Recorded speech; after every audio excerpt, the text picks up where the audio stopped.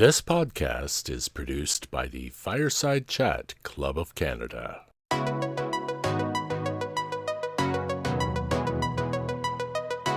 Hello, and welcome to Canada as I See It.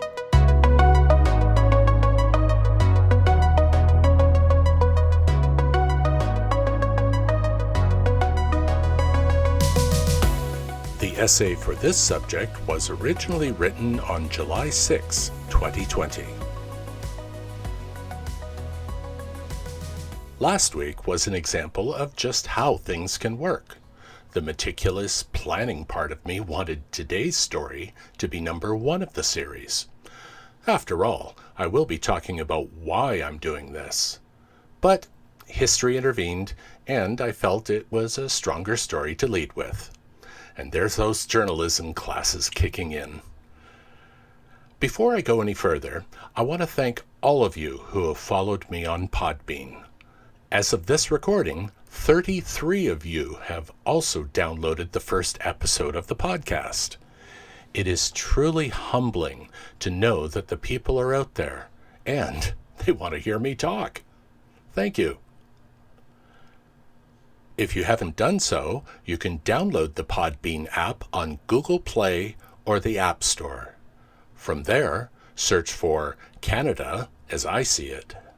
If you register and follow me, you'll get updates on when the next episode will appear, usually on a Sunday night. If you want to contact me, you can find my address on my Podbean webpage. That's Podbean, or on my own site, warpole.ca, WHORPOLE.ca, and click on the Fireside Chat Club of Canada icon on the lower left side of the page. Incidentally, the address is as I see it at warpole.ca. History was not a subject I enjoyed in school. It was the class I had to take.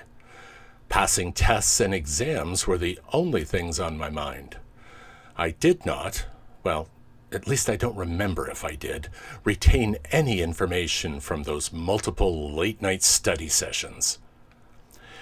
History was the first class I took in high school. My homeroom, in fact. And I hated that class. I did not like the teacher. I did not want to be there. Tests and exams were my nemesis. I could not and cannot recall information on demand. It may seem odd for someone who has a knack for retaining seemingly endless bits of trivial knowledge had trouble remembering that the name Canada comes from the Huron-Iroquois word Kanata, which means village or settlement. That was the only history class I ever took.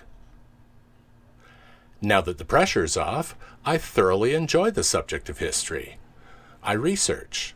I'm in the ongoing process of studying genealogy. I have web pages telling everyone about my father's side and another for my mother's side of the family. I'm always finding and studying old photographs.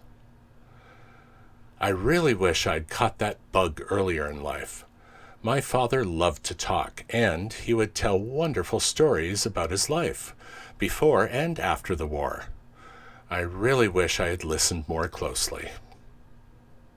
Ironically, I take more notes now than I ever had in school.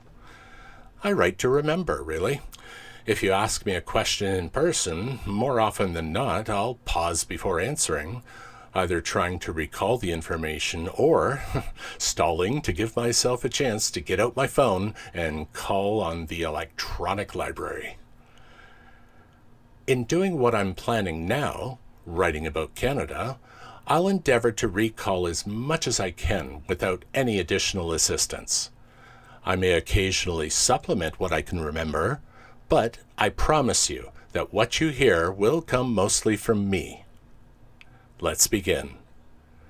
The first phrase on the left of that photo of the flag of Canada, established July 1st, 1867. Not much happened on that day in history. You could call it a slow news day. It's not like today when multiple streams of information flow to the buzzing and beeping device in our hands. This was the day, however, that the separate colonies of Canada, which became Upper Canada, Ontario, and Lower Canada, Quebec, New Brunswick, and Nova Scotia all united to form the Dominion of Canada. As with anything in which different objects are mixed together, there was a time before the particles in the solution became one. Most of the talks that helped bring this day about took place in Charlottetown, Prince Edward Island, in 1864. Prince Edward Island chose not to join Canada at that time, only doing so after about 6 years, by which time crippling debt forced them into the fold. Even Nova Scotia was hesitant to join Canada.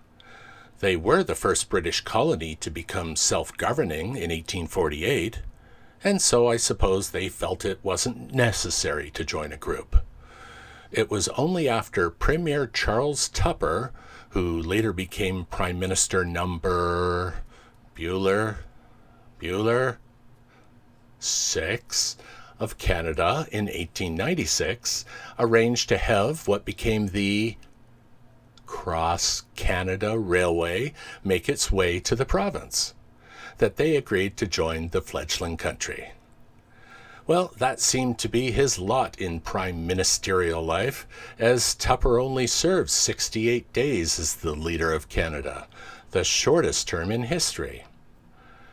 He had actually returned to Canada to lead after serving as the Canadian High Commissioner to the United Kingdom, but had to relinquish the position when the Conservative Party of Canada lost the 1896 election in July of that year. We're now up to 156 years, and the journey is as difficult today as it was then. It's probably only because we have immediate access to news that it seems as though it's a more difficult time now than ever.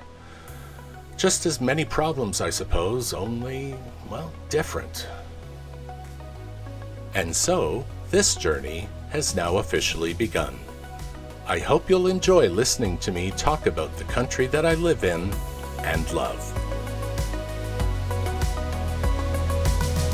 And that's a part of Canada as I see it. It is written and produced by me, James Warple, and brought to life by the Fireside Chat Club of Canada. Our theme song is Night Owls by Braden Deal. If you have any questions or comments, please contact me at asiseeit@warple.ca. Join us every Sunday evening for another episode of Canada as I See It.